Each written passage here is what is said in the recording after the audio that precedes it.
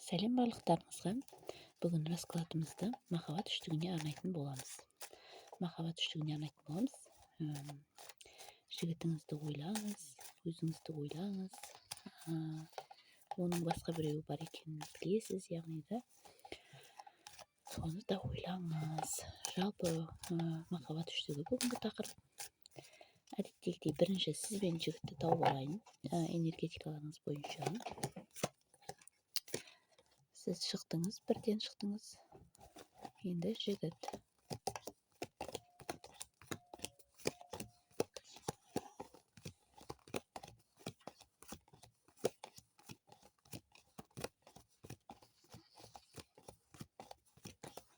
Жігітіңізді ойлаңыз. Жігіт те шықты бұл жерде.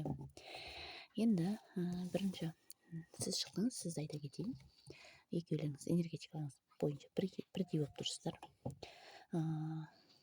Сіз бұл жерде жалғыз басты болуыңыз мүмкін, немесе ажырасқан болуыңыз мүмкін, немесе мүлде тұрмысқа шықпаған қыз болуыңыз да мүмкін көрсетіп тұрған бойынша. Яғни сізде қазір жалғыздықты көрсетіп тұр көп жағдайда, яғни бір өзіңіз екендігіңіз көрсетіліп тұр.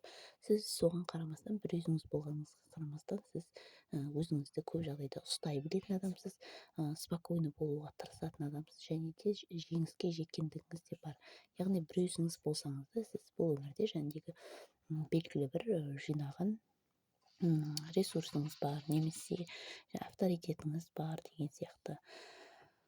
Мүмкін университетті де қызыл дипломмен бітірген болуыңыз мүмкін. Жинаған қорыңыз бар, өзіңізге сенімді, жәндегі безопасный подушка дейміз ғой, сондайыңыз бар. Яғни өміріңізде бір нәрсе қиын жағдай болған сәтте жәндегі арқа сүйейтін, мысалға жинап қойған ақшаңыз бар болуы мүмкін деген сияқты. Өзіңіздің мүмкін осы уақытқа дейінгі жинаған жәндегі ақылыңыз, өмірден көрген тәжірибеңіз бар болуы мүмкін. Яғни кез келген қиын сәттер болса, жеңіп шығуға жәндегі эмоциялық жағынан, өзіңізге сенімділік жағынан, өзіңізге сенімді адам ретінде көрсетіліп тұрсыз. Знак зодиакаларыңыз бойынша жігіт екеуіңіз де бұл жерде бірдей знак зодиакаларыңыз болуыңыз мүмкін. Көп жағдайда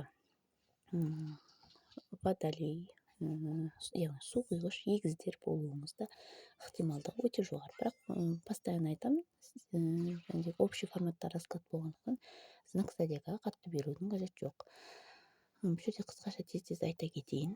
Жігітте жәндегі ажырасқан болуы мүмкін, немесе ажырасу процесінде болып жатқан болуы мүмкін, немесе жәндегі бұл ер азаматта қазір көңіл қалу, жүректің тыныштығы жоқ бұл жерде, постоянно үнемі жолда болуы мүмкін, жәндегі көлігі бар ер азамат болуы мүмкін, ықтималдығы өте жоғары бұл жерде. Сосын сырт келбеті бойынша да арық, сондай сақалы бар, сондай ер азамат болуы мүмкін. Қазіргі сәтте бұл жерде ер азамат көп ойланып тұр, яғни жүрегі жаралы болып тұр, көп ойлану үстінде, және де сіз де негізінен бір-бірлеріңізді ойлап тұрғандықтарыңыз көрсетіліп тұр. Енді екеулеріңіз араларыңызды көре кетейін. Жігіт екеуіңізде араларыңызды қысқаша тез көре кетейін. Араларыңызда басқа бір әйел адам бар, жәндегі ол әйел адам қырсық мінезді болуы мүмкін, өз айтқаннан қайтпайтын әйел адам болуы мүмкін. Бұл жерде жәндегі жұмыс басты әйел адам болуы мүмкін, бизнесмен, бизнес-леди дейміз ғой, сондай болуы да мүмкін. Бұл жерде ықтималдығы өте жоғары. Екеулеріңіздің араларыңызда бұл жерде көрсетіп тұрғаны, сіз мүмкін бұрынғы күйеуіңізді көріп отырған болуыңыз да мүмкін, ажырасып кеткен. Яғни бұл жерде араларыңызда кейбіреулеріңізде, барлықтарыңызға емес, енді кейбіреулеріңізде заңды ажырасу деген сияқты сәттер болуы мүмкін. Араларыңызда бала да болуы мүмкін сіздердің. Тағы екеулеріңіз араларыңызда бұл жерде көп жағдайда екеулеріңіздің жәндегі араларыңызға магияның әсері болуы да мүмкін. Бұл жерде ер азамат қиялдап тұр, көп ойланып тұр, бірақ іс-әрекет жасап тұрған жоқ бұл жерде. Бұл жерде маг пен королева жазылып шығып тұр. Бұл дегеніміз, яғни магияның араларыңызға түскен ықтималдығы өте жоғары. Яғни екеулеріңіздің араларыңызда қарым-қатынастың нашарлауы байланысты болуы мүмкін, соған байланысты болу ықтималдығы өте жоғары. Бұл жерде қанша екеулеріңіздің бірге өткізген жақсы сәттеріңіз болса да бәрібір де постоянно бір-бірлеріңізге қарай жете алмау, екі жақта болу, постоянно белгісіздік екеулеріңіз араларыңызда бір нақты шешім жоқ деген сияқты.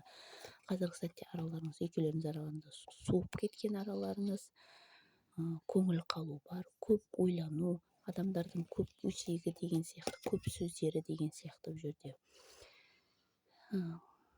Және екеулеріңіз араларыңызда бұл жерде алдағы уақытқа көп арман мақсаттарыңыз бірге болған болуы да мүмкін, бірақтан да бұл жерде жай арман ғана болып қалып тұр. Ер азамат өзін авторитетінде ер азамат ретінде сезініп тұр, бірақтан да бір белгілі бір іс-әрекет жасап көңіліңізді толтырды деп айта алмаймын бұл жерде. Енді жігіттің бірінші сізге деген ойын көрейік, одан кейін жаңағы басқа әйелге деген ойын көрейік. Махаббат үштігі деді ғой бұл жерде. Бір жігіт, екі әйел адам. Сізге деген ойы, яғни осы раскладты көріп отырған қызға деген ойы.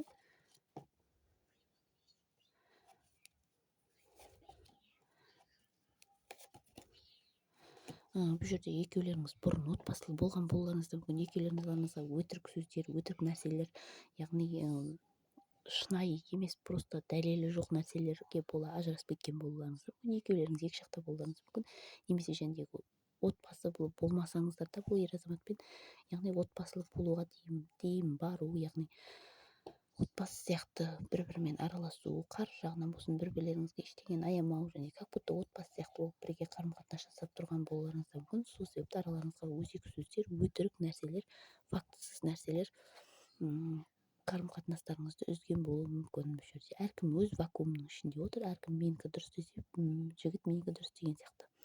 Сондай ойды ойлап тұр. Жігіттің сізге деген ойын көретін болсақ, қиын болып тұр ер азаматқа, яғни қазір сізді сағынып тұрғандығы көрсетіліп тұр.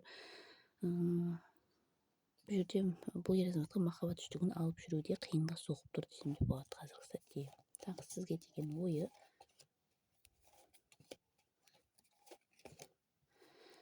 Сізге деген ой бұл жерде кездесуді қалап тұр. Бар ойының барлығы жұмыста болсын, басқа нәрселер болсын, басқа нәрселер істеп жатса, мүмкін түсінде көретін десем де артық айтпағандығым бұл жерде. Ер азамат сізді түсінде көретіндігі де бар.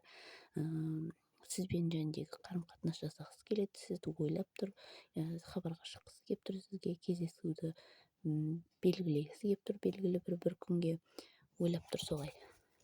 Енді екінші басқа әйелге деген ойын көретін болсақ, сіз емес басқа әйелге деген ойын көретін болсақ,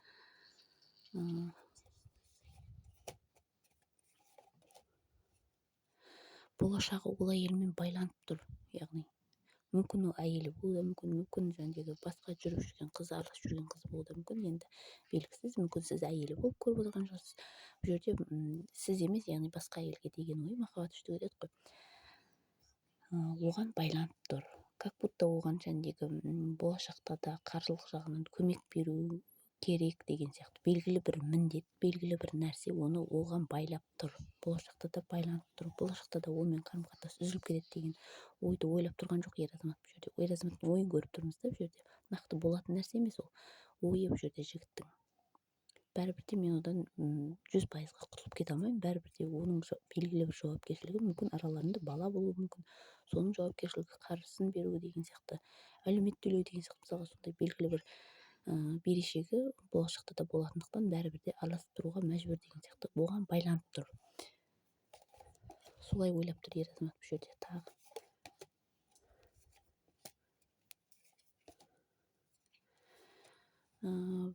ер азамат оған байланысты екі ойлы болып тұр. Яғни сізге емес, ол әйелге деген. Отбасылы болуы мүмкін ол әйелмен. Одан қарым-қатынасты үзіп, бостандыққа шыққысы келеді бір жағынан, ештеңені ойламай. Екінші жағынан қарым-қатынасты сақтап қалсам ба екен деген сияқты, сол қызбен, сол әйелмен қарым-қатынасты сақтап қалсам ба екен деген сияқты, сондай ойларды ойлап тұр. Екі жақтылық бұл жерде, екі ойлы ойлап тұр. Оған деген ойы, ол әйелге деген. Ол әйелге деген ойы.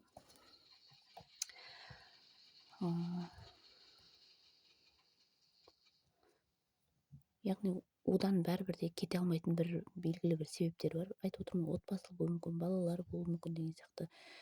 Оны тастап кете алмайтын бір сәттер болуы мүмкін деген сияқты. Белгілі бір нәрсе байлап тұр, бірақ сонда да бұл жерде ер азамат сізбен де кездескісі келеді, онымен де бірге бола бергісі де келеді бір жағынан. Оны да қимайды. Қимайды дегенім ұнатады сезімі бар деп айта алмаймын оған, бірақтан да белгілі бір жауапкершілік сол жігіттің мойнында болып тұр, сол әйелге байланысты.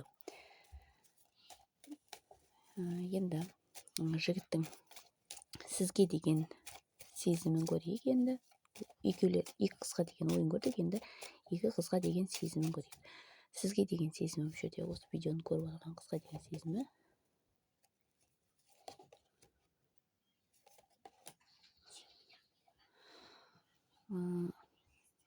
Сізді ақылды қыз ретінде көреді. Бір жағынан суық болып тұрсыз оған. Сізге қарай келгісі келіп тұр бұл жерде. Ер азамат ойлап тұр бұл жерде, мен ол қызға, яғни сізге, осы видеоны көріп отқан қызға, сізге баратын болсам, ол мені құшақ жая қарсы алады, қуана қарсы алады деген сияқты. Ол мені күтіп тұр, ол мені ойлап тұр, ол мені жақсы көреді деген сияқты. Более сондай көзқарас көрсетіліп тұр бұл жерде.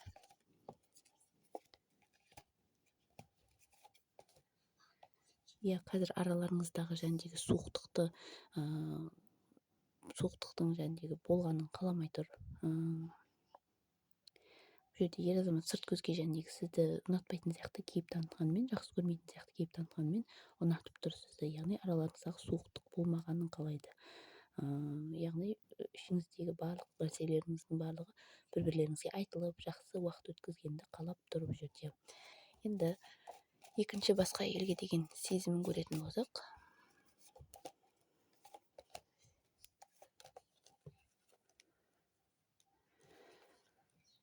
сезімі ол әйелге бар деп айта алмаймын. Яғни сезімі жоқ десем де болады, бірақтан да өз-өзін спокойно ұстауға тырысып жатыр. Және де оған да негізінен жақсы көрмейтіндігі көрсетіліп тұр. Екінші картада да бұл жерде көп жағдайда иерофант шығып тұр, яғни өз-өзін успокаивать ету, өз-өзін тоқтату деген сияқты. Мүмкін әйелі болған үшін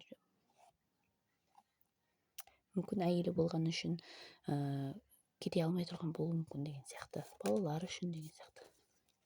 Бірақ сезім бар деп айта алмаймын. Ол әйелге деген абсолютно сезімі жоқ. Бірақтан да белгілі бір өмірдегі принциптер, белгілі бір авторитетті сақтап қалу деген сияқты, сол үшін онымен бірге, яғни көп жағдайда мутный болып түсіп тұр. Оған деген сезімі нақты көрсетпей тұр, почти жоқ дегенді көрсетіп тұр. Менімен бірге болғандарыңызға рахмет. Ұнаса лайк басыңыздар, комментарий жазыңыздар. Сау болыңыздар.